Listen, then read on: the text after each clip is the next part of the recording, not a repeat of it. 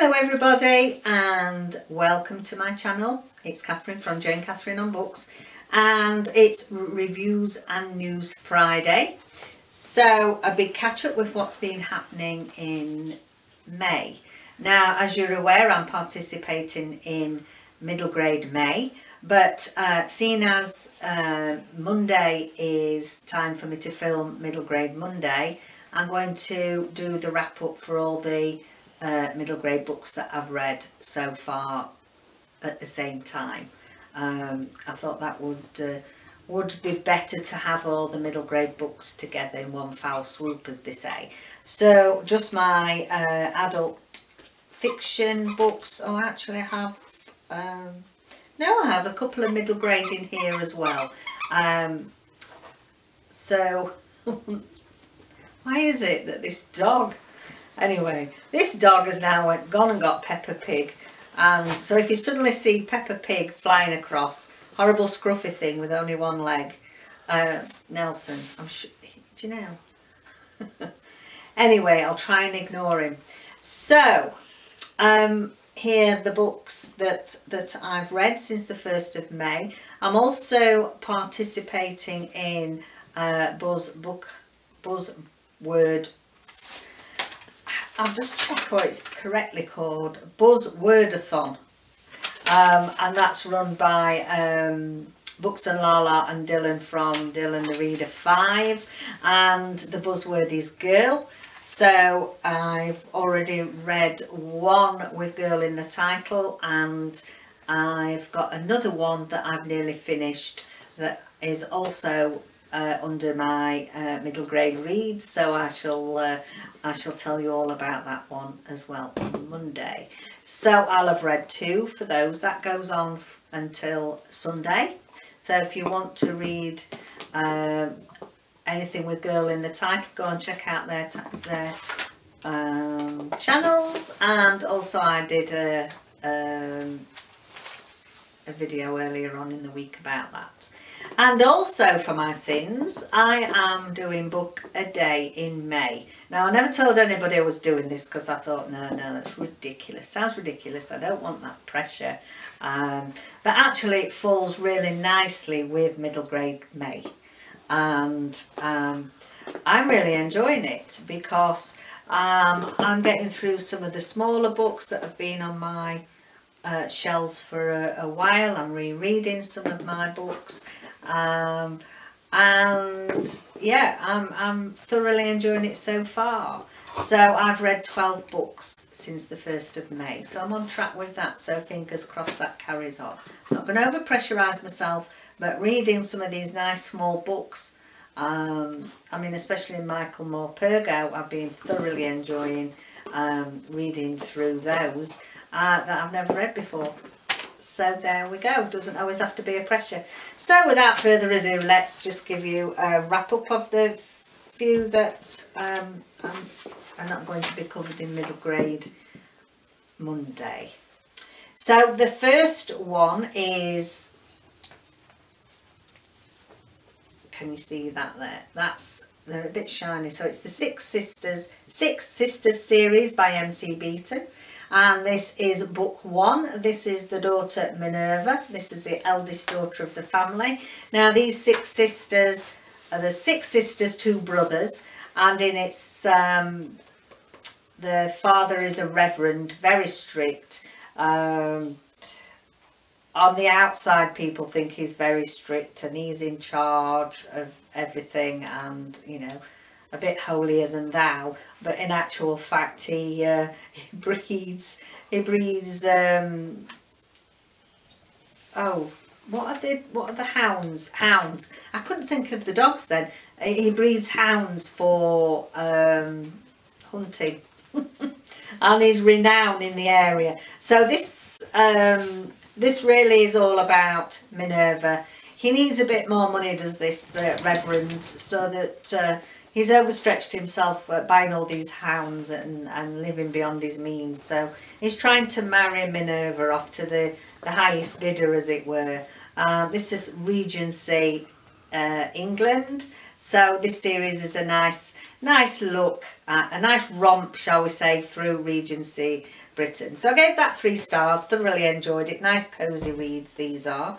The second one I read is The Taming of Annabelle, so that's the next sister along. Gave this 3 stars as well. Yes, I enjoyed this, but I don't like Annabelle. I liked Minerva, but Annabelle's a bit of a madam. And she, Minerva in book 1, managed to get herself somebody quite rich and dashing, who actually they fell in love, so that was nice. But Annabelle decides that she's going to try and steal him off her sister. So, you know, that's not very nice at all, is it? So yeah, another lovely little cosy. I've got all 6, so I shall be reading some more. And then next, the one that I chose off my shelf, which is a very old copy of My Naughty Little, I was going to say My Naughty Little Sister then, I've got that as well. The Naughtiest Girl in School, Enid Blyton. Now, I read Mallory Towers last year, and Mallory Towers was a favourite of mine growing up in the late 60s, early 70s, and I didn't care for it too much. I found it very much of its time, and I just didn't enjoy it the same, which I was disappointed. But My Naughtiest Girl in School, The Naughtiest Girl in School, I gave 4 stars to. Now, the reason I gave 4 stars to, I think it's, yes, it's very much of the time. And if you think when these were first written, in the 1950s, 1940, this was actually first written. It was, that's how Britain was. It was very much, the class system was very strict. Middle class, working middle and upper classes, and the woman's place was in the home and looked after the children and did all the housekeeping. The father was the breadwinner, and you know, obviously times have changed, but that's how it was. So reading that, you will think they're a little bit sexist and very much of the upper classes in this book when they sent their children off to boarding school, and off the parents went to do good works overseas. But actually she didn't want to go, our girl in here, Elizabeth, she didn't want to go to school, and she was going to be awful, and she set out to be really awful. But there's some really interesting thought-provoking things in here. I feel that it would be very good for GCSE to look, say, right, can you find examples of ageism, sexism? Everybody had got an adjective attached to them, so it was Thin Lizzie or Fat Betty, or you know, Ugly Sally sort of thing, which is awful and not acceptable. But I think this is a very good book for people to use it for examples of all this. Now, the other side of that is that I think that Enid Blyton was very forward thinking, in as much that in 1940 she was still trying to educate people to have better morals, to be kinder to people. This school really was run by the prefects. We always used to have prefects because I went to a grammar school and it just turned comprehensive, so we had head girl, head boy prefects, and if anybody does anything wrong, then the prefects and the other children on the committee decide the punishment. And of course Elizabeth punished it very much so in here, but also there's the how can we say, how the hierarchy of this council, for want of a better word, works is to be fair to most people and to give others a chance, and I really enjoyed it for that. I'm going to carry on with this series. I'm sure I read the whole series as a child, but yeah, I gave it 4 stars because I felt that I enjoyed it. Yes, it was of the age, and you know, things hadn't really improved all that much in the 60s and 70s when I was growing up, and it was very unusual. My mum did work because they had a business, but it was very unusual for that to happen. It was very unusual that my dad would help with ironing and cooking. He was an excellent cook, and you know, it was things we weren't really couldn't really talk about outside of the home, because it wasn't the done thing for the father to do the ironing. And now, you know, and I really respect my dad for doing all the things that weren't of the age. So really enjoyed this series, 4 stars. Then we've got an Agatha Christie, Cards on the Table. Now this is one I'd not heard of, and it's very not very well known one of Agatha's. I'd not heard of it, and actually it's excellent. I did this as a buddy read with Cheryl from CR Flames fan, and loved it. I gave it 4.5. It was a really gripping adventure. We had different characters in this, so the usual Agatha Christie, where straight away you'll suddenly get 5 or 10 characters all introduced at once, and that takes a little bit of getting used to. But in this particular case, things were done slightly different. It is a Poirot, and there were 4 people that were actually investigating this murder, and 4 that were being accused and being investigated. And I found that refreshing, because some of the Poirots that are later on in the series I found were started to feel a bit very much the same, and Poirot getting very arrogant and I've solved all these cases and I'm so important. And it wasn't the case with this. It was great. It really led you on a bit of a wild goose chase. There were few red herrings in there, and I didn't really guess the murderer. So yeah, what more can you want? So I want everybody to go out and read this. It's one of the lesser known Poirots, and it was great. I really enjoyed it. Cheryl loved it as well. She gave it 5 stars. So yeah, bit of a no battered copy, but there we go. It doesn't matter, does it? And then to end on my reviews, I've saved the best till last, and I loved this. I have to say that this is one of the favourites, one of the contenders for up there for one of the best books of this year. It is a middle grade, and it is The Many Worlds of Albie Bright. Now I would also say middle grade to YA, to adult as well, but it is based at middle grade age range, and wow, it was so emotional. I'm looking out for some really good books on grief, fiction on grief. As you know, I'm going through looking for books like that since I lost my mum, and this is it's just an amazing book. I couldn't put it down. So we have Albie Bright, and bless him, he has lost his mum. His mum was suffering from cancer, so he's recently lost his mum. His parents were both very important scientists. They both worked at CERN. Well, his father still does, but his mother worked there as well as a senior scientist at CERN in Geneva, where they're doing all the experiments with the Great Hadron Collider. And really, Albie's been brought up to look at things in a very scientific way. Both parents being scientists, spent a lot of time. Obviously, he's got this love of science from his parents.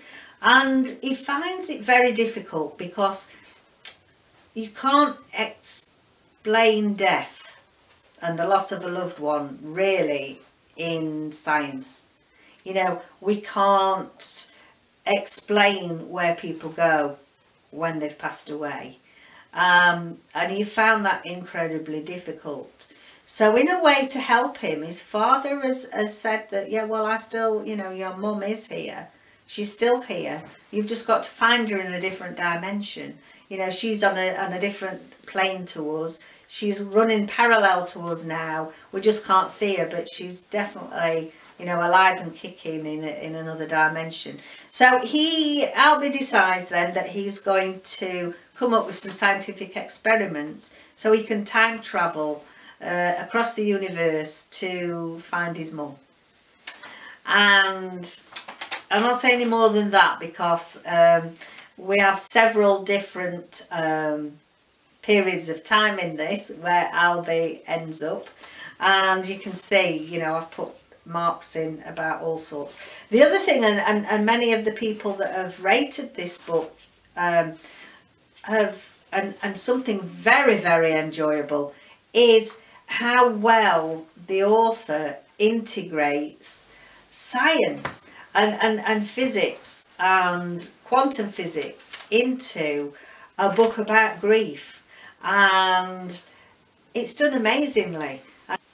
I was awful at physics at school. I hated it. I just couldn't understand it, and that's when I got to senior school. So I think if it had been explained at middle grade level how science is explained in here, probably I'd have been so much better at it. It's not boring by any means.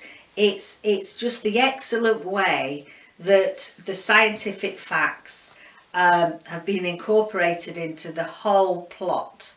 The plot is amazing. Obviously he's trying to find his mum. He's trying to see if he can find where she's gone. You're getting to know loads of scientific information, and obviously that's very educational for the kids, very educational for us adults. There are elements of bullying in here, so that's covered very well. And you just, the emotions, I mean, you know, it explains grief, so we have all the stages of grief in here. Finding where he put it. The grief's explained in a very nice way for the kids of this age group to understand. And in one world, I just want to read this out because I found that this was really emotional, and I think the other thing that this covers very well is how children feel about a parent that's terminally ill, how they feel about the responsibilities. We don't always realise the responsibilities that they feel, and I just want to read this out because it was very thought-provoking, I thought. Now obviously he's gone to one of the parallel universes where he can be a bit naughty, shall we say, but he explains his reasons here. So when Mum first got ill, I tried so hard to do the right thing all the time, not wanting to cause her any worry or make things worse. But even though I kept everything bottled up inside, the bullying at school, my dad's disappearing acts, this didn't help to make Mum any better, and I just had to watch her fade away. But in this universe, there's no Mum for me to worry about anymore. Here I can do what I like, just like Mad Albie does. So he's sort of explaining really that freedom to not be having to act and say things in a certain way because he doesn't want to upset his mum, and I really liked that. And so he carries on in his travels. I'll not say too much more about that because you've just got to read it for yourself. He goes to several dimensions to see if he can find his mum. I'm not going to tell you if he finds her or not. It put here, despite what the book the vicar gave me said about 5 stages of grief, I don't think there's a set of rules you follow when you love someone you love, when you lose someone you love. All you can do is hope that you'll find a way. So that had me sort of starting the crying. And then finally, this is just so beautiful. The writing is just so beautiful. Most of the time, you need to hold on tight to the things that you love. It's just like flying a kite, but sometimes you realise that you need to let them go. We're all made of stardust, and when I look up at the sky at night into the heavens, Mum will always be there. And I think that is just beautiful. By that time, you know, by that point, I was sob, sob, sob, sob, sob. And I'm sure that it will affect everybody that reads this. I know I'm chirping on and on and on about it. It's just such an amazing book. It on so many levels. The writing's beautiful. The plot is very well written. The science that's been included in it is accurate and very well faded into the plot, and just such an emotional, beautiful read. Yeah, very much up there, one of my favourites of the year so far. So that's the books. I just have a few little bits of news and then that's us done for today. So as I've said, I've read 12 books for Read a Book in May, so I'm really pleased with that. Now for Kate Morton fans, and there's loads of us, I know, you know, often I'll have conversations with other booktubers about Kate Morton's books, and guess what, hurrah! A new book is coming out this year. I'm so excited. It's called The Clockmasters Daughter, and it's going to be another big chunky one. You know how big Kate Morton's books are, and we haven't had a new one for a while because, you know, they must take a lot of researching to write such chunky, amazing books. So it comes out in the UK on the 20th of September this year. And then it comes out in the USA and Canada on the 6th of October. So 20th of September UK, 6th of October, and that's called The Clockmaster's Daughter. So look out for that, for when you'll be able to pre-order that. So yes, I'm really excited about that. I love Kate Morton. She's a fantastic author. And then a little bit of news about Sarah Waters, another one of my favourites. Coming out on the 31st, and I think I've mentioned this in previous news reviews, is The Little Strangers, coming out on the big screen. I think it's getting to the UK, you know, it's doing the rounds about early autumn. But it is going to be released on the 31st of August, I do believe. So, yeah. That'll be quite spooky, I think. The Little Strangers, a bit spooky. I think that'll be an excellent film. And the other thing is that I cannot believe that it's 20 years since Tipping the Velvet came out. 20 years! I couldn't believe that when I read that. And there's a beautiful 20th anniversary edition to commemorate that. And I'd like to get that. I think that would be amazing. It said it was coming out on the 18th of February. Now I can't seem to find it for purchase at the moment in the UK. I'm wondering if it's available in the US first. So, you know, will somebody let me know? You know, all my subscribers that are over in the US and Canada, can you let me know if this commemorative book's out over there yet? Maybe it's been delayed a little bit, but that was the date it was coming out, and I can't find it on Amazon or wherever for purchasing at the moment. Yeah, and then finally June, when we get to next month, June's going to be June catch up, so catch up June. And what I'm going to be doing there is catching up on new releases. I have a few arcs that I want to get to and review for you all.